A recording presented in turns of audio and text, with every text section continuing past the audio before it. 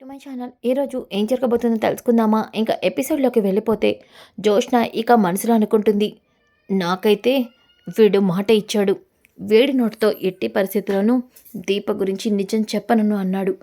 కాబట్టి ఎలా అయినా సరే నిజం బయటికి వచ్చేలోపు ఈ దీపని పైలోకానికి పంపించేస్తాను. అవును అని జోష్న ఆవేశంగా ఇక కారులో ఇంటికి బయలుదేరుతుంది. ఇక ఒక పక్కన ఇంట్లో ఉన్న పారిజాతం, ఈ జోష్నకు అసలు ఏమైంది? ఉదయం నుంచి ఏదోలాగా ఉంది. ఇప్పుడు కూడా నీ కొడుకుని కలవాలి అంటూ వెళ్ళిపోయింది. అసలు వాడేమో ఫోన్ చేస్తే తీయటం లేదు. ఇంతకీ ఇది నా కొడుకుని ఎందుకు కలవాలనుకుంటుంది? ఏమై ఉంటుంది అని పారిజాతం ఆలోచిస్తూ ఉంటే ఇంతలోకి అప్పుడే జోష్న ఇంటికి వస్తుంది. రాగానే పారిజాతం, జోష్న వచ్చావా? మీ తాత నన్ను ఎన్నిసార్లు అడిగాడో తెలుసా నీ గురించి? ఇప్పుడు గనుక నువ్వు ఈ టైంలో ఇంటికి వచ్చావని తెలిస్తే ఖచ్చితంగా నన్ను చంపేస్తాడు.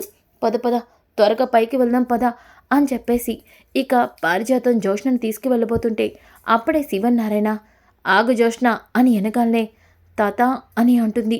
ఇక జోష్న మనసులో శివనారాయణ చూసి, ఇప్పుడు ఈ ముసలోడికి నేను తన మనవరాల్ని కాదని తెలిస్తే నో, అలా జరగకూడదు అని అనుకుంటూ ఉంటే ఇక శివనారాయణ, చూడు నువ్వంటే నాకు ప్రేమమ్మా, అందుకే నువ్వెక్కడికి వెళ్ళినా నాకు చెప్పాలి అన్నాను. నీకేమవుతుందో ఏంటోనన్న భయంతోనే, అంతే తప్ప నీ మీద అజమాయిషితో కాదు. భోంచేశావా? ఏయ్ పారిజాతం, నా మనవరాలికి భోజనం పెట్టు అని శివనారాయణ ఇక పారిజాతానికి చెప్పి లోపలికి వెళ్ళిపోతాడు. ఇక తాతకి నేను తన మనవరాల్ని కాదని తెలిస్తే అమ్మో ఇంకేమైనా ఉందా అని జోష్న ఇక గబగబా పైకి వెళ్ళిపోతుంది. పారిజాతం, జోష్న ఆగవే, ఆగు, భోజనం చేసావా లేదో అని అడుగుతుంటే అలా ఉలుకు పలుకు లేకుండా వెళ్తావేంటే, ఏం మాట్లాడవేంటి, అసలు నువ్వు నా కొడుకుని ఎందుకు కలిసావు చెప్పవే అని అంటూ ఉంటే ఒక్కసారిగా జోష్న పారిజాతం మెడ పట్టుకొని గట్టిగా నొక్కేస్తూ ఉంటుంది. జోష్న, చచ్చిపోతానే, వదలవే, వదులు వదులు అని వదిలించుకొని, ఏమైంది నీకు, ఎక్కడికి వెళ్ళావేంట అంటే అలా దెయ్యం పట్టిందనిలాగా నన్నెందుకు చంపేస్తున్నావు, అసలు ఏం జరిగింది అని అనగానే, ఏం జరిగిందా, నువ్వు చేసిన పొరపాటు వల్ల ఈరోజు మళ్ళీ నేను ఆ దాసిగాడి కూతురిగా మిగిలిపోవాల్సిన పరిస్థితి వచ్చింది. దీనంతటికీ కారణం నువ్వే.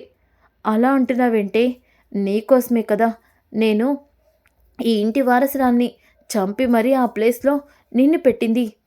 అబద్ధం చెప్పకు గ్రాని, ఈ ఇంటి వారసురాలు చచ్చిపోలేదు, బ్రతికే ఉంది. జోష్న, ఈ విషయం నీకు ఆ దాసగడని చెప్పింది? చెప్పడం కాదు, ఆ ఇంటి వారసురాలు ఎవరో కూడా చెప్పాడు. నీ కొడుకు మామూలుడు కాదు. ఆ వారసురాలు కోసం జల్లెడేసి మరీ వెతికాడు, దొరికింది కూడా. వెనకాలనే ఒక్కసారిగా పారిజాతం, ఏం మాట్లాడుతున్నావే జోష్న, అంటే ఆ వారసురాలు ఎవరు నీకు కూడా తెలుసా? ఎవరో కాదు, ఆ దిక్కుమాలిన దీప అని అనగానే ఒక్కసారిగా పారిజాతం కుప్పకూలిపోతుంది. లేదు, నువ్వు అబద్ధం చెప్తున్నావు, నేను చెప్తుంది నిజం గ్రాని. నీ కొడుకు కాళ్ళు పట్టుకొని ఈ నిజం బయట చెప్పొద్దని ఇప్పటి వరకు బ్రతిమలాడుకుంటూ వచ్చాను. అంత చేస్తే ఈ నిజం అలా జోష్న చెప్పడంతో పారిజాతం ఒక్కసారిగా కుప్పకూలిపోతుంది. ఇంకా అలాగే జోష్న చేసేది సరిగ్గా చేయకపోతేనే ఇలా జరుగుతుంది. అది కాదే గ్రాని, నువ్వేం చెప్పొద్దు. నువ్వు చేసిన పని వల్ల ఇప్పుడు నా పని అయిపోయేలా ఉంది. నీ కొడుకు నిజం బయట చెప్తే నా పని ఏమవుతుందో ఆలోచించావా? ఆ దీప ఇప్పటికే బావని తన సొంతం చేసుకుంది. ఇప్పుడు అదే ఇంటి వారసురాలని తెలిస్తే ఇక దాన్ని నెత్తిన పెట్టుకొని నన్ను దాసిగాడి కూతురుగా అందరూ కలిసి బయటికి గెంటేస్తారు అని వెనకాలనే పారిజాతం షాక్ అయిపోతుంది. జోష్న ఇలా అవుతుందని అస్సలు అనుకోలేదే. ఆ దీప ఈ ఇంటికి వారసురాల, ముందు నుంచి నాకు అనుమానం వస్తూనే ఉంది.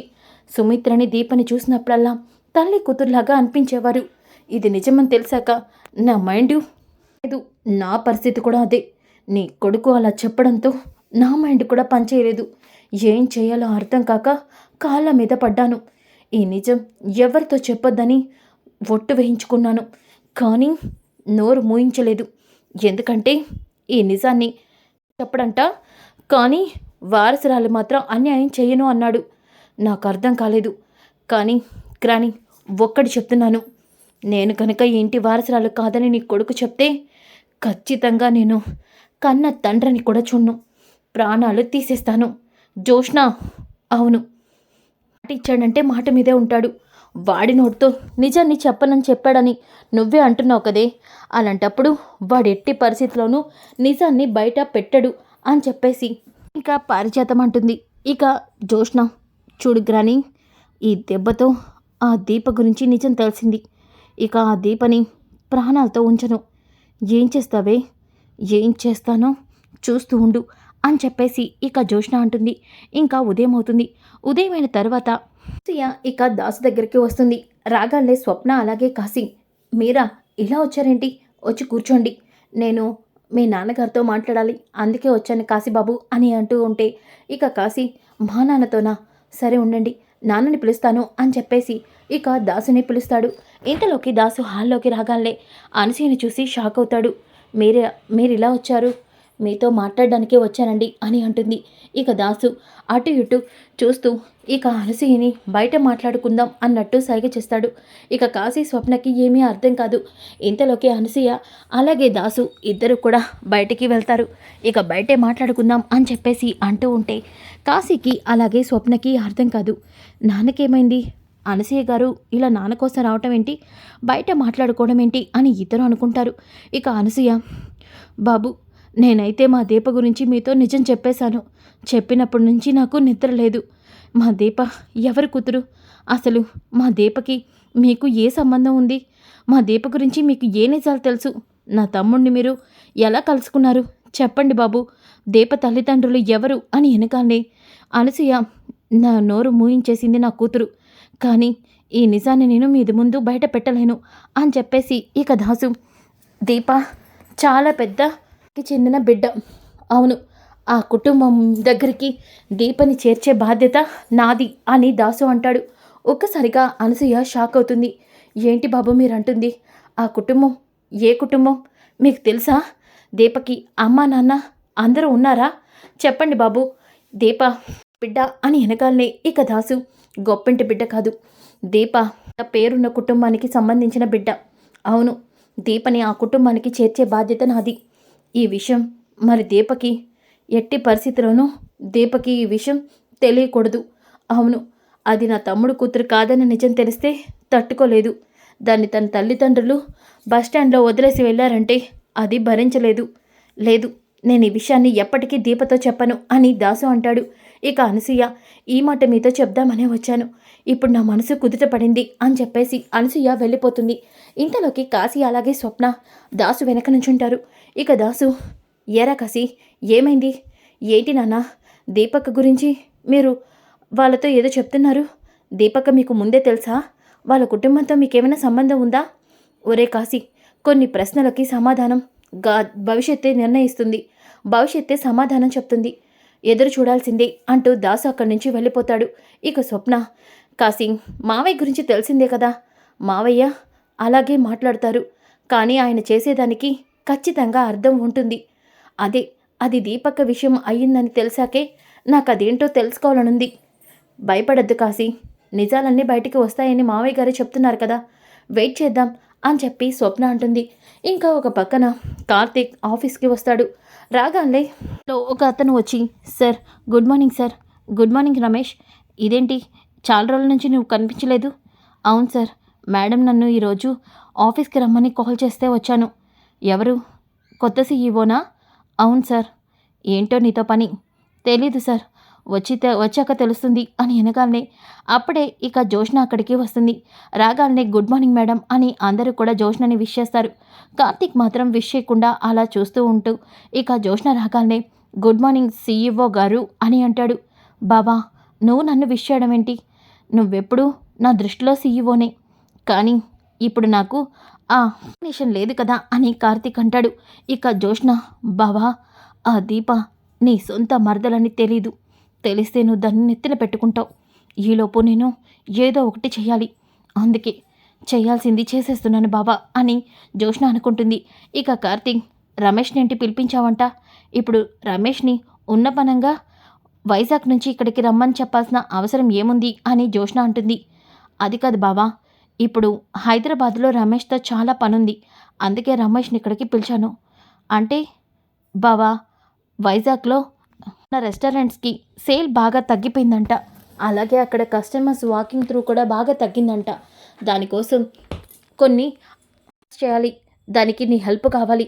అందుకే నువ్వు హైదరాబాద్ వెళ్ళాలి. ఏంటి జోష్నా, ఏం మాట్లాడుతున్నావు నువ్వు? ఉన్న పలంగా నేను వైజాగ్ ఎలా వెళ్తాను? నువ్వెంత సీఈఓ అయితే నా మీద ఇలా పగ తీర్చుకుంటున్నావా? అయ్యో లేదు బావా, నేను చెప్పేది నిజం, కావాలంటే నువ్వే చూడు అని చెప్పేసి ఇక రిపోర్ట్స్ని చూపిస్తుంది. ఇదంతా నేను రెస్టారెంట్ డెవలప్మెంట్ కోసమే, సీఈఓగా నేనంటే ఏంటో ప్రూవ్ చేసుకోవడానికి ఒక అవకాశం వచ్చింది. అందుకే చెప్తున్నాను బావా, నీకంటే అన్నీ తెలుసు కాబట్టి నిన్ను వైజాగ్ వెళ్ళమంటున్నా. ఒక్కరోజు వైజాగ్ వెళ్ళు, అక్కడవన్నీ చెక్ చేసుకొని నువ్వు నెక్స్ట్ డే కల్లా హైదరాబాద్ వచ్చే. ఒక్కరోజుకి ఏమైంది? కావాలంటే అత్తని నేను చూసుకుంటాను. అబ్బో, నీ అవసరం మాకు లేదమ్మా.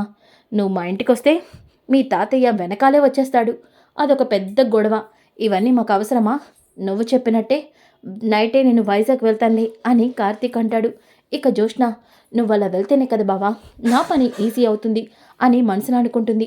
ఇంకా కార్తీక్ ఇంట్లో కాంచనకి దీపతో ఇక తను వైజాగ్ వెళ్తున్నానని రావడానికి 1 డే పడుతుందని చెప్తాడు. ఒక్కసారిగా దీప కార్తీక్ మిస్ అవుతున్నాడు అన్నట్టుగా ఫేస్ పెడుతుంది. ఏమైంది దీప, ఏదైనా ఇబ్బందా? అది కాదు కార్తీక్ బాబు, శౌర్య మీకు బాగా అలవాటైంది. ఒక రోజంటే ఒక్కరోజే కదా దీప, ఆ ఒక్కరోజు దానికి ఏదో ఒకటి నువ్వే చెప్పాలి. ఇక శౌర్య, నాన్న లేదు, నేను అమ్మ కూడా నీతో పాటు వైజాగ్ వస్తాం, ప్లీజ్ నాన్న అని అనగానే ఇక కాంచన, అవునరా కార్తీక్, దీప అయినా సరే ఇంట్లో ఒంటరిగా ఉంటూ ఏం చేయాలి? తన్ని కూడా తీసుకెళ్ళు, ఎలాగో రేపు శౌర్యకి కూడా హాలిడే అంట.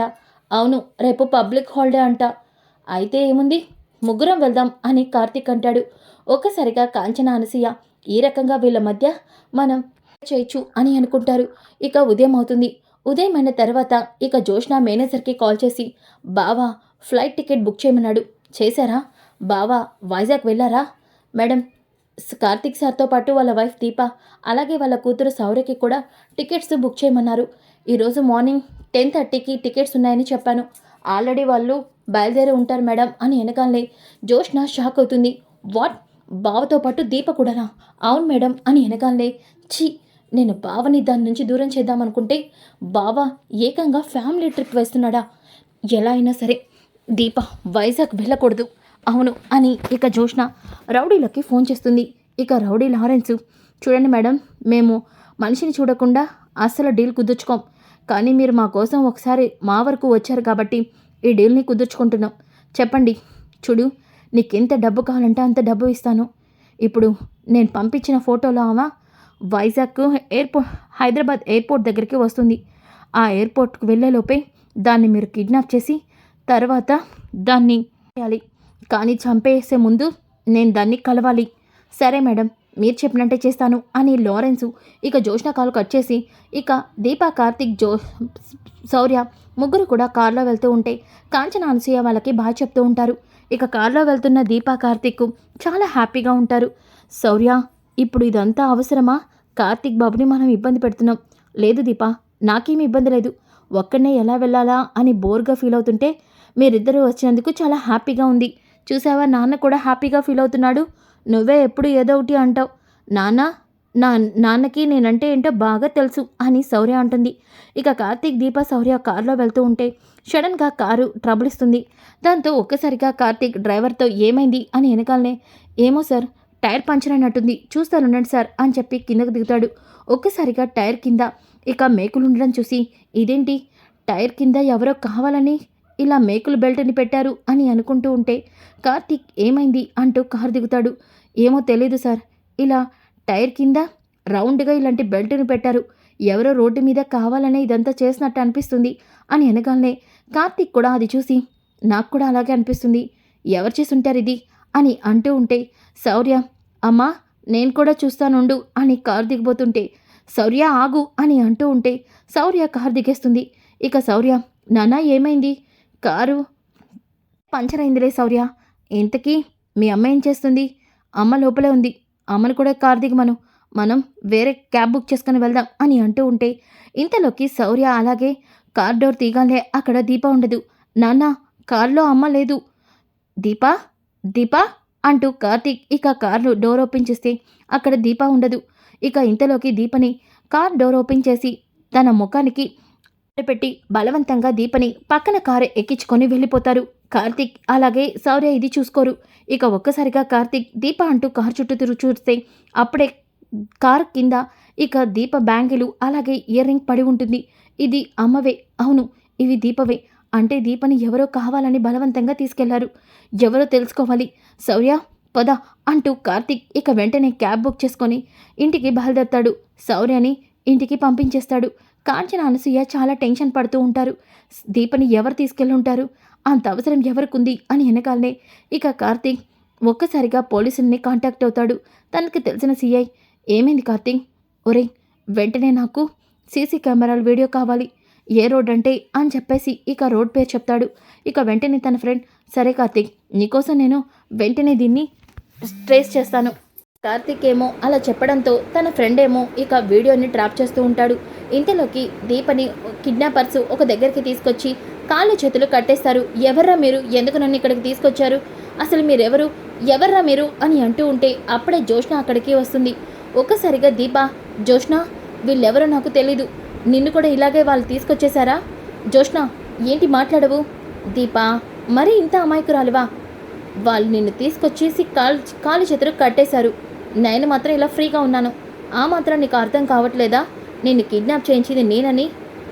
జోష్న ఏమంటున్నావు? నన్ను నువ్వు కిడ్నాప్ చేయించడం ఏంటి? అవును, ఎందుకంటే నా స్థానాన్ని దక్కించుకోవడానికి నువ్వు తిరిగి వచ్చావు కదా. లేదు లేదు, నీ స్థానం కోసం మళ్ళీ నువ్వు తిరిగి వచ్చావు కదా, అందుకని. ఏం మాట్లాడుతున్నావు జోష్న? అవును, నువ్వు నీ ఇంటి వారసురాలివి, అదే సుమిత్ర దశరథ కూతురువి.